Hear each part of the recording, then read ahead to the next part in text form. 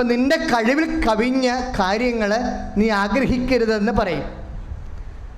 സങ്കീർത്തനം 131:1. പക്ഷേ ആഗ്രഹിക്കാതെ ഇന്നിവിടെ ജീവിക്കാൻ നമുക്ക് പറ്റണമില്ല. അപ്പം പിന്നെ നമ്മൾ എന്ത് ചെയ്യും? നമ്മൾ എന്ത് ചെയ്യണം? ദൈവത്തിൻ്റെ കഴിവിൽ നമ്മൾ ആശ്രയിക്കണം. അതാണ് വചനം പറയണത്. ദൈവത്തിൻ്റെ കഴിവെന്ന് പറയുന്നത് എന്താണ്? ദൈവമക്കളാകാനുള്ള കഴിവ് വരെ ദൈവം നമുക്ക് നൽകും, അല്ലേ? ഇപ്പം യോഹന്നാൻ 1:12 എന്താ പറയണത്? അവൻ്റെ നാമത്തിൽ വിശ്വസിക്കുന്നവർക്കെല്ലാം പറഞ്ഞ് ദൈവമക്കളാകാനുള്ള കഴിവ് നൽകി. ഇപ്പൊ ദൈവം നമുക്ക് നൽകണത് എന്തൊക്കെയാണ്? ദൈവമക്കളാകാനുള്ള കഴിവ് വരെ ദൈവം നമുക്ക് അവൻ്റെ നാമത്തിൽ വിശ്വസിക്കുമ്പോൾ ഗ്യാരണ്ടി ചെയ്തിട്ടുണ്ട്. കൈയടിച്ച് കർത്താവിനെ സ്തുതിക്കുക.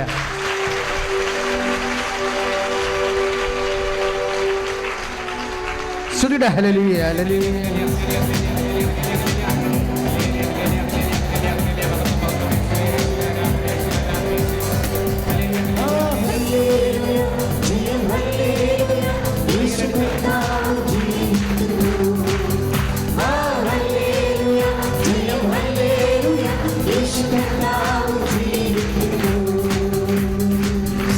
പരിശുദ്ധ പരമ ദിവ്യകാരുണ്യത്തിന് ഈ കഴിവിൻ്റെ പേരെന്നാ? കൃപ. അതാണ് വിഷയം. ഉടമ്പടി എന്തിൻ്റെ പ്രാർത്ഥനയാണ്? കൃപയുടെ പ്രാർത്ഥനയാണ്. ദൈവത്തിൽ നിന്ന് നമുക്ക് ലഭിക്കുന്ന കഴിവെന്താ? ദൈവത്തിൻ്റെ കൃപ. ഇതെങ്ങനെയാണ് നമുക്ക് ലഭിക്കണത്? ഉടമ്പടിയിൽ ഇതെങ്ങനെ വർക്കൗട്ട് ചെയ്യണത്? ഉടമ്പടി ഭയങ്കര സയൻറ്റിഫിക് പ്രാർത്ഥനയാണ്. ശരിക്കും ധ്യാനിച്ചാൽ മനസ്സിലാവും. അമ്മ ഓണോടെ സഡൻ വെളിപ്പെടുത്തി തന്നതാണെങ്കിലും ഇന്നിത് പഠിക്കുമ്പോൾ നമ്മൾ ഞെട്ടിപ്പോകുന്നുണ്ട്. ഇതൊരു പാക്കേജാണ് ശരിക്കും. ഇപ്പം എന്താ പറഞ്ഞത്? യോഹന്നാൻ 1:12 അവൻ്റെ നാമത്തിൽ പറഞ്ഞ് വിശ്വസിക്കുന്നവർക്കെല്ലാം ദൈവമക്കളാകാനുള്ള കഴിവ് നൽകി. ഇപ്പം ദൈവമക്കളാകാനുള്ള കഴിവ് ആരാ കൊടുക്കുന്നത്? ദൈവമാണ് കൊടുക്കുന്നത്. ദൈവമക്കളാകുമ്പോഴുള്ള ഗുണം എന്താ? മക്കളാണെങ്കിൽ തീർച്ചയായിട്ടും ഹെബ്രായ ലേഖനം പറയും നമ്മൾ അവകാശികളാണെന്ന് പറയും. വിഷയം മാറും. ദൈവമക്കളായാൽ സ്വാഭാവികമായും നമ്മുടെ വിശ്വാസം മാറിയിട്ട് ആത്മവിശ്വാസമായിട്ട് എന്താ വരണത്? അവകാശം. മക്കളാണെങ്കിൽ അവകാശം. ദൈവമക്കളാകാൻ പോലുമുള്ളത് അവകാശമായി മാറുമ്പോൾ അതിനോടൊരു ചേർത്ത് നൽകുന്നതെല്ലാം അവകാശമായി മാറും. കൈയിട്ടിച്ച് കിടന്നാണ്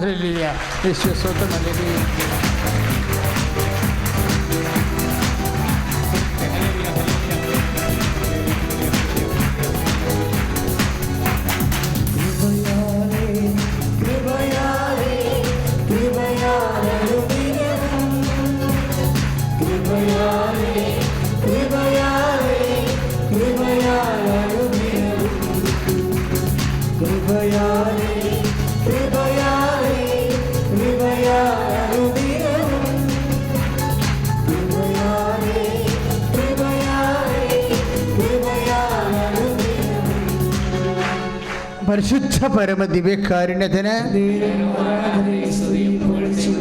പരിശുദ്ധ പരമ ദിവ്യകാരുണ്യത്തിന്.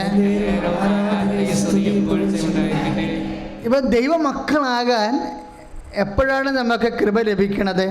അവൻ്റെ നാമത്തിൽ വിശ്വസിക്കുമ്പോൾ. അവൻ്റെ നാമത്തിൽ വിശ്വസിക്കുക എന്ന് പറഞ്ഞാൽ സാങ്കേതികമായ അർത്ഥം മാത്രമല്ല ഉള്ളത്, ഒരു പ്രായോഗികമായ അർത്ഥമുണ്ട്. എന്താണ്? വിശ്വാസം കൊണ്ട് നമ്മൾ നീതീകരിക്കപ്പെടുന്നെന്ന് പറഞ്ഞാൽ ഇപ്പോൾ യാക്കോബിൻ്റെ 2-ാം ലേഖനം 24-ാമത്തെ വാക്യം. യാക്കോബിൻ്റെ ലേഖനം 2-ാം അധ്യായം 24-ാമത്തെ വാക്യം. അവൻ്റെ നാമത്തിൽ വിശ്വസിക്കുക എന്ന് പറഞ്ഞാൽ ആ വിശ്വാസം നീതീകരിക്കപ്പെടണം. എങ്ങനെ വിശ്വാസം നീതീകരിക്കപ്പെടുന്നത്? പ്രവർത്തികൾ വഴിയാണ്. ഉടമ്പടി പ്രവൃത്തിയുടെ പ്രാർത്ഥനയാണ്. യാക്കോബ് 2:24 എന്താ പറയണത്? വിശ്വാസം, കേവല വിശ്വാസം നിന്നെ നീതീകരിക്കത്തില്ല. യാക്കോബ് അപ്പോസ്തലനും പൗലോസും കൂടി കുറേ നാളെ മിണ്ടാണ്ട് നടന്ന് കാണും മിക്കവാറും. കാര്യം രണ്ടുപേരും രണ്ട് സ്കൂളാണ് ഫോളോ ചെയ്ത്. ആദ്യം കാലാന്തരത്തിലാണ് പൗലോസ് വിശ്വാസം പ്രവൃത്തികളാൽ നീതീകരിക്കപ്പെടുന്നെന്നുള്ള വെളിപാടിൻ്റെ പൂർണ്ണതയിലേക്ക് വന്നത്.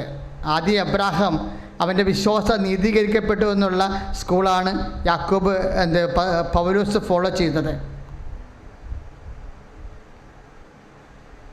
പക്ഷെ പത്രോസ് ഉൾപ്പെടെ എല്ലാവരും ആദിമസഭയിലെ വിശ്വാസം പ്രവൃത്തികളാൽ നീതീകരിക്കപ്പെടുന്നുവെന്നുള്ള സമ്പൂർണമായ സത്യത്തിന് വലിയ പ്രായോഗിക പ്രസക്തി ലഭിച്ചു.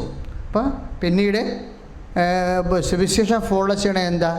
വിശ്വാസം പ്രവൃത്തികളാൽ നീതീകരിക്കപ്പെടുന്നു. വിശ്വാസം പ്രാർത്ഥനയാൽ മാത്രമല്ല നീതീകരിക്കപ്പെടുന്നത്. Mind it. പറഞ്ഞ മനസ്സിലായ? എല്ലാവരും ധരിച്ചിരിക്കണത് വിശ്വാസം പ്രാർത്ഥനയാൽ നീതീകരിക്കപ്പെടുമെന്നാണ്. യാക്കോബ് 2:24 പറഞ്ഞത് എന്താണ്? വിശ്വാസം പറഞ്ഞ് പ്രവൃത്തികളാൽ നീതീകരിക്കപ്പെടുന്നു. വിശ്വാസം പ്രവൃത്തികളാൽ നീതീകരിക്കപ്പെടുന്നു. ഈ കാരുണ്യ പ്രവൃത്തിയൊക്കെ വരുന്നത് അങ്ങനെയാ. ഉടമ്പടി സമ്പൂർണ്ണ പ്രാർത്ഥനയാണെന്ന് പറയാൻ കാര്യം എന്താണെന്ന് അറിയാമോ? ഇപ്പം രോഗികളെ നമ്മൾ കാണുന്നു, രോഗികളെ നമ്മൾ പരിചരിക്കുന്നു. ഞാൻ നഗ്നനായിരുന്നു, നിങ്ങളെന്നെ ഉടുപ്പിച്ചു. ഞാൻ കരഗൃഹവാസിയായി നിങ്ങളെന്നെ വന്ന് കണ്ടു. എനിക്ക് വിശന്നു, നിങ്ങൾക്ക് ഭക്ഷണം തന്നു എന്നൊക്കെ പറയണില്ലേ? നിങ്ങൾക്ക് തോന്നുന്നുണ്ട് വിശപ്പും ഭക്ഷണവും എന്നൊക്കെ പറയണത് നമ്മൾ വായു തൊട്ട് പോണ ആഹാരം മാത്രമാണെന്ന്? അല്ല. മനസ്സ്, നമ്മുടെ മനുഷ്യത്വത്തിന് 3 ഘടകമുണ്ടല്ലേ? ശരീരമുണ്ട്, മനസ്സുണ്ട്, ആത്മാവുണ്ട്. ഇതിനെല്ലാം വിശപ്പുണ്ട്. ഞാൻ വിശപ്പെന്ന് കേൾക്കുമ്പോൾ ഉടനെ ഭക്ഷണം മാത്രമേ നമ്മൾ വിചാരിച്ചില്ല. ഒരു വൈഫ് എന്നോട് പറഞ്ഞെന്താണെന്നറിയോ? എൻ്റെ അച്ഛാ, ഞാൻ എൻ്റെ ഹസ്ബൻഡുമായിട്ട് ഒരുമിച്ച് കിടന്ന് ഉറങ്ങിയിട്ട് ഇപ്പോൾ 8 വർഷമായി. അയാൾ ജീവിച്ചിരിപ്പുണ്ട്, ഞങ്ങളുടെ വീട്ടിൽ തന്നെ ഉണ്ട്. അപ്പോൾ ഞങ്ങൾ തമ്മിൽ ബന്ധമില്ല. ഒരു ഹസ്ബൻഡിൻ്റെ സ്നേഹത്തിന് വേണ്ടി ആ സ്ത്രീ വിശക്കുന്നുണ്ട്. നേരെ മറിച്ച് സംഭവിക്കാം. ചില ജീവിത പങ്കാളികൾ ഹസ്ബൻഡിനെ ഒഴിവാക്കുന്നുണ്ട്. എന്തെങ്കിലും തന്ത്രം പറഞ്ഞ്, പിള്ളേരെ വളർന്നെന്നോ എന്തെങ്കിലും പറഞ്ഞ് തന്ത്രം പറഞ്ഞ് ഒഴിവാക്കും. ഇതെല്ലാം വിശക്കുന്നവൻ, എനിക്ക് വിശന്നു, നിങ്ങളെനിക്ക് ഭക്ഷണം തന്നു എന്നുള്ള എൻ്റെ വചനത്തിൻ്റെ കീഴിൽ വരണതാണെല്ലാം. നിങ്ങൾ ഉടമ്പടി ചെയ്യുമ്പോൾ സമ്പൂർണ്ണ ക്രിസ്ത്യനായിരിക്കണം. അല്ല ആർക്കാനും ധർമ്മക്കാർക്ക് വല്ല കൈമടക്ക് കൊടുത്തെന്നും പറഞ്ഞുകൊണ്ട് വലിയ ആനക്കാര്യം ചെയ്തെന്നും പറഞ്ഞുകൊണ്ടിരിക്കരുത്. വിശപ്പ് പലതരമുണ്ട്. ഒരു മനുഷ്യന് കർത്താവിനെ കുറിച്ച് അറിയാൻ പാടില്ല എന്നുണ്ടെങ്കിൽ നീ പത്രം കൊടുക്കണം. അത് വിശപ്പ് മാറ്റുന്നതാണ്. പത്രം കഴിക്കാനല്ല പറഞ്ഞിരിക്കുന്നത്. എന്താണ്? പത്രം വായിക്കുമ്പോഴേ കർത്താവിനെ അറിയും. ആത്മാവിൻ്റെ വിശപ്പ് മാറാൻ വേണ്ടിയാണ് നമ്മൾ പ്രേക്ഷിത പ്രവർത്തനം ചെയ്യണത്. കൈ അടിച്ച് കർത്താവ്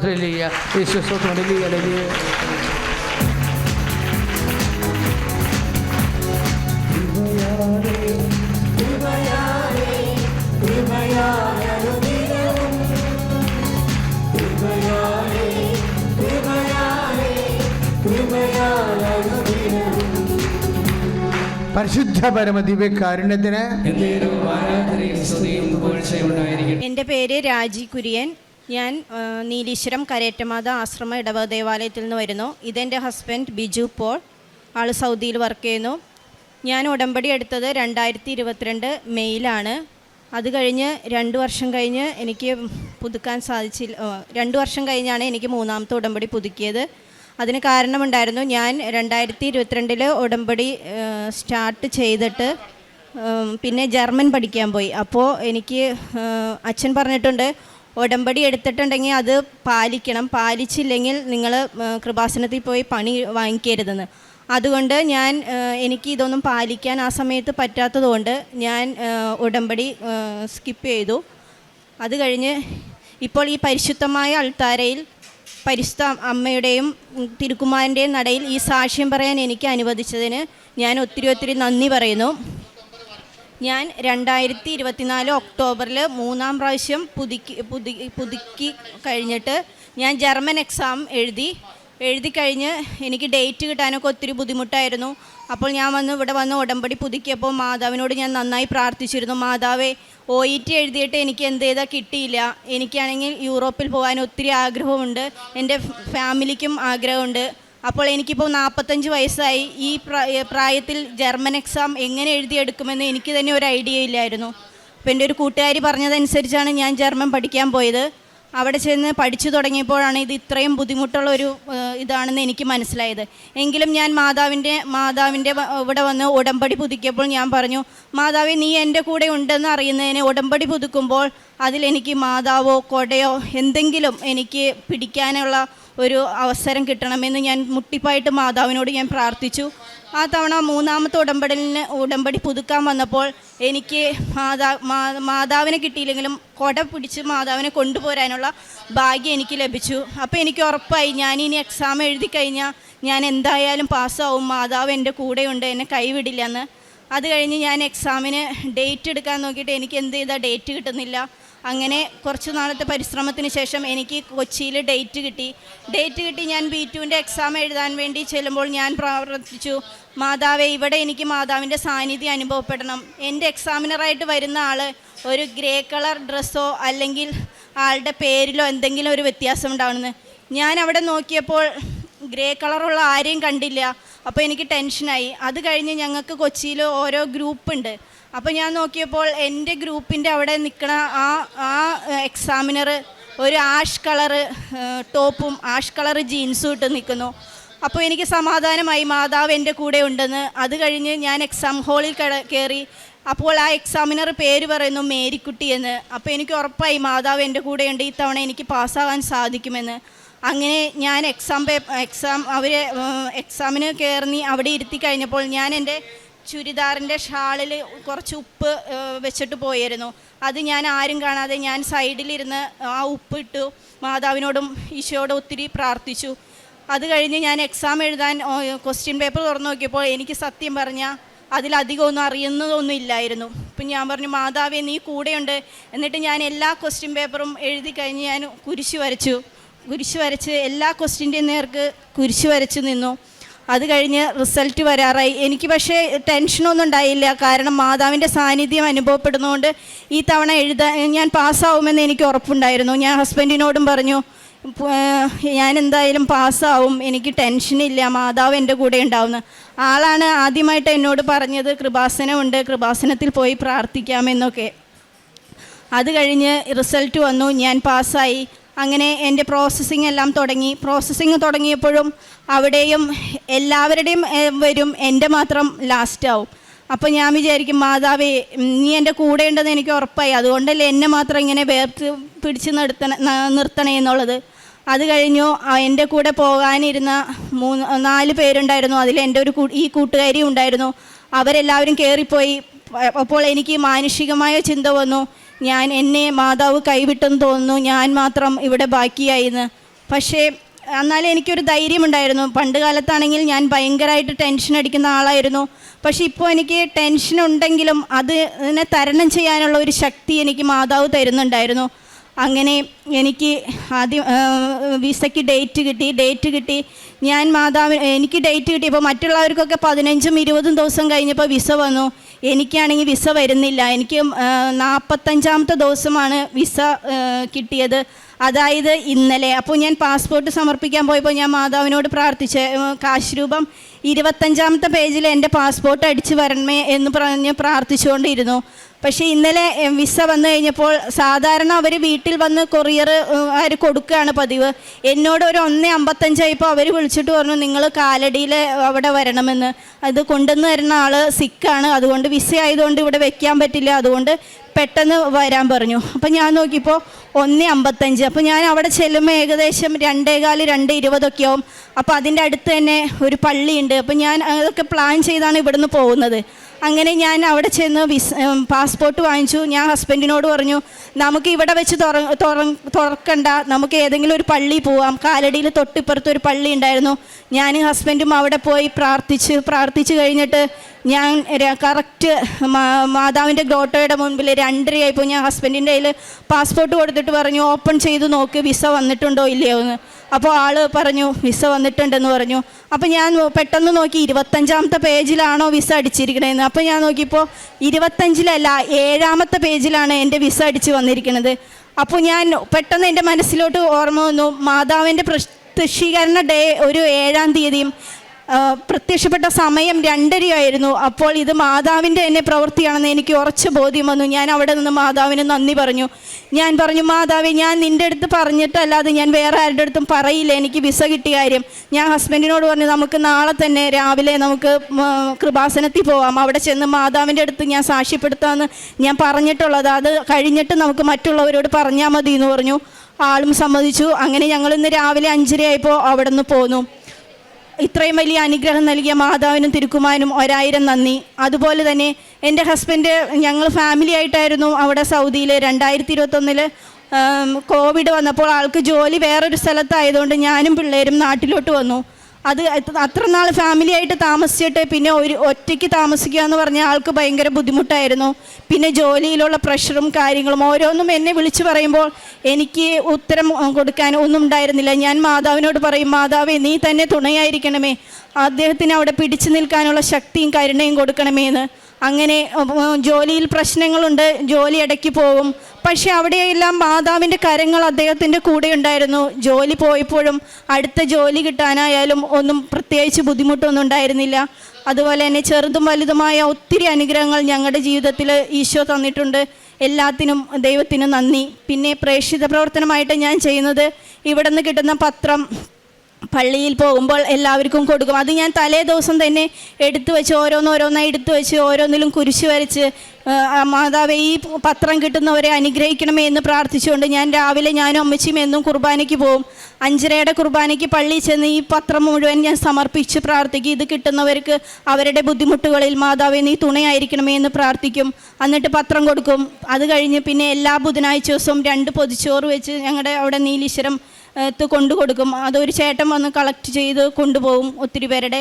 പിന്നെ അവിടെ കൃപാസനത്തിലെ ഒരു ചാരിറ്റി ഗ്രൂപ്പ് ഉണ്ട്. അതിൽ ഞങ്ങളെല്ലാവരും കുറച്ച് പേരുണ്ട്. അവരെല്ലാവരും ചേർന്ന് അനാഥ മന്ദിരങ്ങൾ വിസിറ്റ് ചെയ്യുകയും അവർക്ക് വേണ്ട കാര്യങ്ങൾ സാധിച്ചു കൊടുക്കുകയും ചെയ്യും. പിന്നെ എൻ്റെ മുന്നിൽ വന്ന് ആര് കൈ നീട്ടിയാലും എന്നെക്കൊണ്ടാവുന്ന വിധത്തിൽ ഞാൻ സഹായിക്കാൻ നോക്കാറുണ്ട്. പിന്നെ ബൈബിൾ എല്ലാ ദിവസവും 1/2 മണിക്കൂർ വായിക്കും. കുടുംബ പ്രാർത്ഥന മുടക്കാറില്ല. അച്ഛൻ്റെ ധ്യാനങ്ങൾ കേൾക്കുകയും ഡെയിലി ബ്രെഡ് ഇതെല്ലാം എല്ലാവർക്കും ഷെയർ ചെയ്ത് കൊടുക്കുകയുമുണ്ട്. ഇനിയും എൻ്റെ ജീവിതത്തിൽ ജർമ്മനിക്ക് പോകുമ്പോൾ എനിക്കറിയില്ല എന്തൊക്കെ അവിടെ നടക്കുന്നതെന്ന്. അപ്പോൾ ദൈവമേ എൻ്റെ കൂടെ ഉണ്ടാകുമെന്നും മാതാവ് എൻ്റെ കൂടെ ഉണ്ടാകുമെന്നും ഞാൻ വിശ്വസിക്കുന്നു. അപ്പോൾ കൂട്ടുകാരികൾ വിളിച്ചു പറയും, നീ ഒറ്റയ്ക്ക് ആണല്ലോ, ഞങ്ങളെല്ലാവരും പോകുന്നല്ലോ എന്ന്. അപ്പം ഞാൻ പറയും, എന്നെ ഒറ്റയ്ക്കാക്കിയത് മാതാവിനും ഈശോയ്ക്കും എൻ്റെ അപ്പുറത്തും ഇപ്പുറത്തും ഇരുന്ന് വരാൻ വേണ്ടിയാണ്. അപ്പോൾ സാറിപ്പോൾ ഇവിടെ വന്നപ്പോൾ എന്നോട് വിളിച്ചു പറഞ്ഞു, ചിലപ്പോൾ 6-ാം തീയതി ആയിരിക്കും നിൻ്റെ ടിക്കറ്റ്, എപ്പോൾ വേണമെങ്കിലും റെഡി ആയിട്ടിരുന്നോ വരാനായിട്ടെന്ന്. ഈ നല്ല അവസരം നൽകിയ ദൈവത്തിനും നന്ദി പറഞ്ഞുകൊണ്ട് ഞാൻ എൻ്റെ സാക്ഷ്യം ചുരുക്കുന്നു.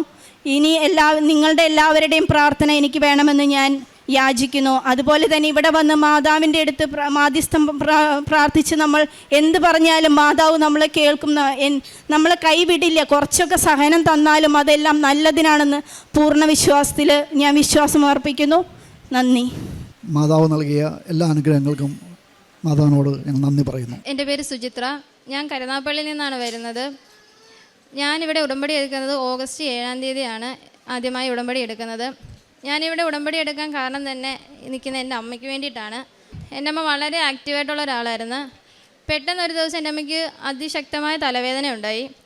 തലവേദന എന്ന് പറഞ്ഞാൽ ഹോസ്പിറ്റലിൽ കൊണ്ട് ഇഞ്ചക്ഷൻ എടുത്തിട്ടൊന്നും ശരിയാവുന്നില്ല, മാറുന്നില്ല. ഞങ്ങളങ്ങനെ പുഷ്പഗിരി കൊണ്ടുപോയി CT സ്കാൻ എടുത്തപ്പോഴാണ് ചെറിയ രീതിയിലുള്ള ഒരു ബ്ലീഡിങ് ഉണ്ടെന്ന് കാണിച്ചത്. അങ്ങനെ അവിടെ എങ്ങും NICU ഇല്ലാത്തതുകൊണ്ട് ഞങ്ങൾ ഉടനെ തന്നെ അമ്മയെ ഇൻഡോ അമേരിക്കൻ ഹോസ്പിറ്റലിൽ എത്തിക്കുകയായിരുന്നു. അവിടെ എത്തിച്ച് സ്കാനിങ്ങും കാര്യങ്ങളെല്ലാം കഴിഞ്ഞ് സർജറി വേണമെന്ന് അവർ ആവശ്യപ്പെട്ടു. സർജറിക്ക് കയറ്റുന്നതിന് ഒരു 1 അവറിന് മുന്നേ തന്നെ അമ്മയ്ക്ക് വീണ്ടും സിവിയർ ആയിട്ടുള്ളൊരു ബ്ലീഡിങ് വീണ്ടും ഉണ്ടായി. അത് സ്ട്രോക്കിലേക്ക് വഴി നയിച്ചു. അങ്ങനെ ഞങ്ങൾക്ക് ഞങ്ങളുടെ അമ്മയെ കിട്ടുന്നില്ല എന്നൊരവസ്ഥയായി. ഞങ്ങൾ ഹോസ്പിറ്റലിൽ ഇരുന്ന് ഞാനും എൻ്റെ ചേച്ചിയും വലിയവായി കരഞ്ഞുകൊണ്ടിരിക്കുകയാണ്. അപ്പോഴാണ് സുമിത എന്നൊരു ചേച്ചി ഞങ്ങളുടെ അടുത്തേക്ക് വരികയും മാതാവിൻ്റെ ഒരു കാശ് രൂപ ഞങ്ങളുടെ കയ്യിൽ വെച്ച് തന്നു. എന്നിട്ട് പറഞ്ഞു, നിങ്ങളിത് വെച്ച് പ്രാർത്ഥിക്കൂ, നിങ്ങളുടെ അമ്മയ്ക്ക് ഒരു പ്രശ്നം ഉണ്ടാകില്ലെന്ന്. എൻ്റെ പേഴ്സണലി എനിക്ക് കൃപാസനത്തെക്കുറിച്ച് അന്ന് അറിയില്ലായിരുന്നു. പക്ഷെ ഞങ്ങൾ പിന്നെ ഓൺലൈനായിട്ട് പ്രാർത്ഥിക്കാൻ തുടങ്ങി. 2 ദിവസം ഞങ്ങൾ പ്രാർത്ഥിച്ച് ഞങ്ങളുടെ അമ്മയിൽ ഒരു നേരിയ വ്യത്യാസം ഞങ്ങൾ കണ്ടു. പിറ്റേ ദിവസം തന്നെ ഞങ്ങളുടെ അച്ഛൻ്റെ അനുവാദം വാങ്ങി ഞങ്ങൾ 2 പേരും ഇവിടെ എത്തുകയാണ് ഉണ്ടായത്. നമുക്ക് ആദ്യം കാര്യങ്ങളൊന്നും അറിയില്ലായിരുന്നു. അതുകൊണ്ട് തന്നെ വന്ന ദിവസം ഞങ്ങൾക്ക് ഉടമ്പടി എടുക്കാൻ സാധിച്ചില്ല. ഞങ്ങൾ വളരെ വിഷമത്തോടെയാണ് മാതാവിനോട് പ്രാർത്ഥിച്ച് ഞങ്ങൾ വളരെ വിഷമത്തോടെ ഞങ്ങൾ തിരിച്ചെത്തി. അപ്പോൾ അമ്മയുടെ കണ്ടീഷൻ എന്ന് പറഞ്ഞാൽ അമ്മയ്ക്ക് ഓർമ്മശക്തി ഇല്ല, അച്ഛനെ അറിയില്ല, മക്കളായ ഞങ്ങൾ 3 പേരാണ് മക്കൾ, ഞങ്ങളെ മക്കളെ അറിയില്ല, പേരറിയില്ല, ഒന്നും അറിയില്ല. അങ്ങനെ ഒരു കണ്ടീഷനിലേക്ക് അമ്മ മാറിയായിരുന്നു. അങ്ങനെ അവിടെ എത്തിയപ്പോൾ ഞങ്ങൾ അറിയുന്നത് അമ്മ ചെറിയ രീതിയിൽ അച്ഛനെ മനസ്സിലാക്കിയെന്നുള്ളതാണ്. നമുക്ക് ഒരുപാട് സന്തോഷം തോന്നി. പിറ്റേ ദിവസം തന്നെ ഞങ്ങൾ അതിരാവിലെ ഞങ്ങൾ അവിടെ നിന്ന് ഹോസ്പിറ്റലിൽ നിന്ന് ഞങ്ങൾ ഇവിടെ എത്തി ഞങ്ങൾ ഉടമ്പടി ഉടമ്പടി എടുത്ത് നമ്മൾ മാതാവിനോട് പ്രാർത്ഥിച്ച് ഞങ്ങൾ ഹോസ്പിറ്റലിൽ വീണ്ടും എത്തിയപ്പോഴും നമുക്ക് വളരെ പോസിറ്റീവായിട്ടുള്ള കാര്യങ്ങളാണ് ഡോക്ടേഴ്സ് നമ്മളോട് പറഞ്ഞത്. അങ്ങനെ ഞങ്ങൾ ഡിസ്ചാർജായി വീട്ടിലെത്തി നമ്മൾ നന്നായി പ്രാർത്ഥിക്കുന്നുണ്ട്, മാതാവിനോട് എല്ലാ കാര്യങ്ങളും പറയുന്നുണ്ട്. എന്നിരുന്നാൽ പോലും അമ്മയ്ക്ക് വീണ്ടും ദേഹമൊക്കെ തടിച്ച് അങ്ങനെ സീരിയസ് ആയി നമ്മൾ വീണ്ടും ഹോസ്പിറ്റലിൽ പോയി. നമ്മൾ അമ്മയെ ഹോസ്പിറ്റലിൽ കൊണ്ടുപോയി. ഞങ്ങൾ തിരിച്ചിവിടെ വന്നു, മാതാവിനോട് കരഞ്ഞ് ഞങ്ങൾ പ്രാർത്ഥിച്ചതിൻ്റെ ഫലമായി നമ്മൾ തിരിച്ച് ഹോസ്പിറ്റലിൽ എത്തിയപ്പോഴും വീണ്ടും നമുക്ക് വളരെ പോസിറ്റീവായിട്ടുള്ള കാര്യങ്ങളാണ് കേട്ടത്. അപ്പോൾ നമ്മുടെ അമ്മയുടെ വലതുഭാഗം പൂർണ്ണമായും തളർന്നിരുന്നു. ഞങ്ങൾ അതിൻ്റെ അടുത്ത മാസം ഫിസിയോതെറാപ്പി അവിടെ തന്നെ സ്റ്റാർട്ട് ചെയ്തപ്പോൾ അമ്മ നടക്കുന്നില്ല, കാലനങ്ങുന്നില്ല, കൈ അനങ്ങുന്നില്ല. ഞങ്ങൾ ദിവസേന ഇരുന്ന് കരച്ചില്ല, മാതാവല്ലാതെ വേറെ ഒരാശ്രയവും ഞങ്ങൾക്കില്ലായിരുന്നു. ഞങ്ങൾ പിറ്റേ മാസം ഞങ്ങൾ ഇവിടെ വന്ന് ഞങ്ങൾക്ക് എനിക്ക് പറയേണ്ടത് എന്താണെന്നറിയില്ല. ഞങ്ങളിവിടെ പ്രാർത്ഥിച്ച് ഞങ്ങൾ അവിടെ ചെല്ലുമ്പോൾ ഞങ്ങളുടെ അമ്മയെ 2 പേര് താങ്ങിയിട്ടാണെങ്കിൽ കൂടും ഞങ്ങളുടെ അമ്മ കാലെടുത്ത് നടന്നു വരുന്നതാണ് ഞങ്ങൾ കാണുന്നത്. അത് ഞങ്ങൾ പ്രായം വളരെ കുറവാണ്. ഞങ്ങളുടെ അമ്മ ഞങ്ങൾക്ക് നഷ്ടപ്പെടുന്ന ഒരു അവസ്ഥയിൽ നിന്ന് ഞങ്ങളുടെ അമ്മ ഇന്നത്തെ ഈ അമ്മയാക്കി മാതാവ് ഞങ്ങൾക്ക് തന്നു. നമുക്കതിൽ വലിയൊരു അനുഗ്രഹം ഞങ്ങൾക്ക് കിട്ടാനില്ല. അതുപോലെ തന്നെ നമ്മൾ എന്നും വൈകുന്നേരം പ്രാർത്ഥിക്കാൻ നേരം രാവിലെ പ്രത്യക്ഷീകരണ പ്രാർത്ഥന ചെല്ലുമ്പോഴും നമ്മൾ അമ്മയ്ക്ക് ഓർമ്മ അധികം ഇല്ലെങ്കിൽ കൂടിയും അമ്മയെ കൊണ്ട് നമ്മൾ ചെല്ലിക്കുകയും ഇവിടെ നിന്ന് കിട്ടിയ തൈലം അമ്മയുടെ വലത് കാലിലും കയ്യിലും ഞങ്ങൾ 2 പേരും മാറി അമ്മയ്ക്ക് പൂശുകയും ചെയ്യുമായിരുന്നു. അതുപോലെ അമ്മയ്ക്ക് കഞ്ഞി കൊടുക്കുമ്പോൾ അതിനകത്ത് ഉപ്പിട്ട് ഞങ്ങൾ കഞ്ഞി അമ്മയ്ക്ക് കൊടുക്കുമായിരുന്നു, നാക്കേ വെച്ച് കൊടുക്കുമായിരുന്നു. പിന്നെയാണ് ഞങ്ങളുടെ അമ്മ നല്ല രീതിയിൽ നാക്കൊന്നും വഴങ്ങത്തില്ലായിരുന്നു. പിന്നെ നല്ല രീതിയിൽ വർത്താനം പറയാൻ തുടങ്ങി. ഞങ്ങളുടെ അമ്മ ഞങ്ങളുടെ പേരൊന്നും അറിയത്തേ ഇല്ലായിരുന്നു. ഞങ്ങളുടെ പേരുകൾ പറയാൻ തുടങ്ങി, ഞങ്ങളുടെ ഹസ്ബൻഡ്സിൻ്റെ പേരുകൾ, ഞങ്ങളുടെ അമ്മയുടെ കൊച്ചുമക്കളെ തിരിച്ചറിയാൻ തുടങ്ങി. അങ്ങനെ ഞങ്ങളുടെ അമ്മ ഇന്ന് ഇവിടെ ഈ അവസ്ഥയിൽ ഞങ്ങൾക്ക് നിൽക്കുന്നതിൽ ഒരേ ഒരു കാരണം ഞങ്ങളുടെ മാതാവ് മാത്രമാണ്. ഞങ്ങൾ പ്രത്യക്ഷീകരണ പ്രവർത്തനങ്ങൾ ഞങ്ങൾ ചെയ്തിട്ടുണ്ട്. ഞങ്ങൾ ഇവിടുന്ന് എല്ലാ പ്രാവശ്യം വരുമ്പോഴും ഞങ്ങൾ പത്രങ്ങൾ വാങ്ങിച്ചുകൊണ്ട് പോകും. പത്രം വാങ്ങിച്ചിട്ട് പോയി ഞങ്ങൾ ഹോസ്പിറ്റലിൽ എല്ലാവർക്കും കൊടുക്കും. അന്ന് ഞങ്ങൾക്ക് പുറത്തൊന്നും പോകാൻ പറ്റില്ലായിരുന്നു. ഞങ്ങൾക്ക് ഹോസ്പിറ്റലിൽ മാത്രമായിരുന്നു ഞങ്ങളൊരു 2 മാസത്തോളം. പിന്നെ ഞങ്ങൾ അച്ഛൻ്റെ സുവിശേഷ പ്രാർത്ഥനകളും അച്ഛൻ്റെ ധ്യാനങ്ങളെല്ലാം ഞങ്ങൾ ഓൺലൈനിൽ കൂടി ഞങ്ങളും കേൾക്കുകയും അമ്മയെ അത് നിരന്തരം നമ്മൾ കേൾപ്പിക്കുകയും ചെയ്യും. സാക്ഷ്യങ്ങളെല്ലാം നമ്മൾ ഓരോ സാക്ഷ്യങ്ങൾ കാണുമ്പോഴും നമ്മുടെ ആത്മവിശ്വാസം നമുക്ക് കൂടുക. മാതാവ് നമ്മുടെ കൂടെ എന്നും കാണും. നമുക്കും ഇങ്ങനെ ഇവിടെ കയറി നിന്ന് പറയുന്ന ഒരു സിറ്റുവേഷൻ മാതാവ് നമുക്ക് തീർച്ചയായും തരുമെന്നുള്ള ആത്മവിശ്വാസത്തോടാണ് ഞങ്ങൾ ഇത്രയും ദിവസം മാതാവിനെ പ്രാർത്ഥിച്ചതും. എന്നിട്ട് ഞങ്ങൾ മാതാവിനോട് പറഞ്ഞു, മാതാവേ, ഞങ്ങളുടെ അമ്മയെ ഞങ്ങൾക്ക് നടത്തുന്ന ആ ഒരു സിറ്റുവേഷനാക്കി ഞങ്ങൾക്ക് തരണേന്ന്. ഞങ്ങൾക്ക് മാതാവ് ഞങ്ങളുടെ അമ്മയെ അതുപോലെ തന്ന് ഇവിടെ കൊണ്ടുവന്ന് ഞങ്ങളുടെ അമ്മയെ കൊണ്ട് സംസാരിപ്പിക്കുമെന്ന് ഞങ്ങൾ പ്രാർത്ഥിച്ചിട്ടാണ് ഞങ്ങൾ പോയത്. ഇപ്പം ഞങ്ങളുടെ അമ്മ അത്യാവശ്യം നല്ല രീതിയിൽ നടക്കുകയും വീട്ടിൽ ഓരോരോ ജോലികളൊക്കെ ചെയ്യുകയും പിന്നെ നമ്മളോട് എല്ലാ കാര്യങ്ങളും പഴയതുപോലെ സംസാരിക്കുകയും ചെയ്യും. ഇനിയും ഞങ്ങളുടെ അമ്മയെ മാതാവ് ഇതുപോലെ തന്നെ കുറച്ചുകൂടെ മെച്ചപ്പെടുത്തിയതെന്ന് ഞങ്ങൾക്ക് പൂർണ്ണ വിശ്വാസമുണ്ട്. അതുപോലെ തന്നെ ഞങ്ങളുടെ പല കാര്യങ്ങളിലും മാതാവിനോട് നമ്മൾ വരുന്ന അമ്മയുടെ കൂട്ടത്തിൽ തന്നെ നമ്മൾ പറയുമായിരുന്നു. എൻ്റെ വീട് പണിയുടെ കാര്യങ്ങൾ എങ്ങനെ അത് പൂർത്തിയായെന്ന് കൂടി എനിക്കറിയില്ല. എൻ്റെ മാതാവിൻ്റെ ഒരാളുടെ കൃപ കൊണ്ട് മാത്രമാണ് എനിക്കിന്ന് എൻ്റെ ആ പുതിയ വീട്ടിൽ എനിക്ക് താമസിക്കാൻ കഴിയുന്നത്. അതുപോലെ എൻ്റെ കടബാധ്യതകളായാലും എനിക്ക് വേറെ നിവൃത്തിയൊന്നുമില്ലായിരുന്നു. പക്ഷേ ഞാൻ മാതാവിനോട് എന്നും കരഞ്ഞ് പ്രാർത്ഥിക്കും, മാതാവേ എനിക്ക് സാധിച്ചു തരണേന്നും. അത് മാതാവ് കേട്ടു. അതുപോലെ എനിക്ക് ഒരു 3 ലക്ഷം രൂപയുടെ കടം ഉണ്ടായിരുന്നു. അത് എങ്ങനെ തീർക്കുമെന്നുള്ളതിലും എനിക്ക് ഒരു ധാരണയില്ല. അങ്ങനെ അപ്പോൾ ഞങ്ങൾക്കൊരു പോളിസി ഉണ്ടായിരുന്നു. പക്ഷേ പോളിസിക്കകത്ത് എനിക്കൊരു 1.96 മാത്രമേ എനിക്ക് കിട്ടുള്ളായിരുന്നു. ഞാൻ മാതാവേ അതിൻ്റെ ബോണസ് എങ്ങനെയെങ്കിലും അപ്പോൾ അവർ പറഞ്ഞ് ഒരിക്കലും ഒരു 2.15 കിട്ടില്ലെന്ന് പറഞ്ഞതാണ്. ഞാൻ എന്നും മാതാവേ എനിക്ക് എൻ്റെ കടം തീർക്കാനുള്ള പൈസ മാതാവ് എനിക്ക് തന്നേ പറ്റൂ. പക്ഷേ എന്തോ അവർ ഓവർ ഇൻട്രസ്റ്റും അതിൻ്റെ എക്സ്ട്രാ ഇൻട്രസ്റ്റ് എല്ലാം കൂടെ കൂട്ടി എനിക്ക് എൻ്റെ കടം തീർക്കാനുള്ള എല്ലാ ക്യാഷും മാതാവ് തന്ന് എനിക്ക് ആ കടത്തിൽ നിന്ന് ഞാൻ മോചിതയായി. അതിന് ഞാൻ എൻ്റെ മാതാവിനോട് മാത്രമാണ് കടപ്പെട്ടിരിക്കുന്നത്. അതുപോലെ എൻ്റെ ചേച്ചിയുടെ മോൾക്ക് പെട്ടെന്ന് നെഞ്ചിനൊരു മുഴയുണ്ടായി. ഞങ്ങളെല്ലാം വളരെ പേടിച്ചു പോയി. അവൾ ഓടി, എനിക്ക് ജോലിക്ക് കൊണ്ടുവന്ന് എനിക്ക് വരാൻ സാധിച്ചില്ല. അവൾ ഓടി ഇവിടെ വന്ന് മാതാവിൻ്റെ അടുത്ത് വന്ന് കരഞ്ഞ് പ്രാർത്ഥിച്ചു. പ്രാർത്ഥിച്ച് ഹോസ്പിറ്റലിൽ കൊണ്ടുപോയി. അത് സർജറി കഴിഞ്ഞു. ബയോപ്സിക്ക് അയക്കണമെന്ന് പറഞ്ഞപ്പോൾ ഞങ്ങൾ വളരെ പേടിച്ചു പോയി. പക്ഷേ അപ്പോഴും ഞങ്ങൾ മാതാവിനെ മാത്രം കൂട്ടുപിടിച്ച് ഞങ്ങൾ മുന്നോട്ട് പോയി. മാതാവ് ഞങ്ങൾക്കത് സാധിച്ചു തന്നു. ഒരു കുഞ്ഞിന് ഒരു കുഴപ്പമില്ല. ബയോപ്സി റിപ്പോർട്ട് വന്നപ്പോഴും കുഴപ്പമൊന്നുമില്ല. മിടുക്കിയായിട്ട് ഇപ്പോൾ എക്സാമിന് പോയിരിക്കുകയാണ്. ഞങ്ങൾക്ക് മാതാവ് അതുപോലെ തന്നെ നമ്മൾ വിശ്വസിച്ച് നമ്മൾ മാതാവെ പ്രാർത്ഥിച്ചാൽ നമുക്ക് മാതാവ് എല്ലാ കാര്യങ്ങളും സാധിച്ചു തരും. ഞങ്ങൾ പാവങ്ങൾക്ക് ഞങ്ങളാൽ കഴിയുന്ന രീതിയിൽ ഞങ്ങൾ അസുഖബാധിതരായിട്ടുള്ളവരെ കാണാൻ പോവുകയും അവർക്ക് നമ്മളാൽ കഴിയുന്ന രീതിയിൽ സാമ്പത്തിക സഹായങ്ങൾ ചെയ്യുകയും ചെയ്യും. അതുപോലെ ആഹാരങ്ങൾ, പാവങ്ങൾക്ക് ആഹാരങ്ങൾ, ഹോസ്പിറ്റലുകളിൽ ആഹാര വിതരണം ചെയ്യുകയും എല്ലാം ഞങ്ങൾ ചെയ്യും. അങ്ങനെയുള്ള പ്രത്യക്ഷീകരണ പ്രവർത്തനങ്ങളിൽ ഞങ്ങൾ ഭാഗമായിട്ടുണ്ട്. മാതാവിനും ഈശോമിശിഹായ്ക്കും നന്ദി പറയുന്നു. എൻ്റെ അമ്മയ്ക്കൊന്ന് പറയാനുണ്ട്. എൻ്റെ മാതാവ് എന്നെ രക്ഷിച്ചു, അത്രേ എനിക്ക് പറയാനുള്ളൂ.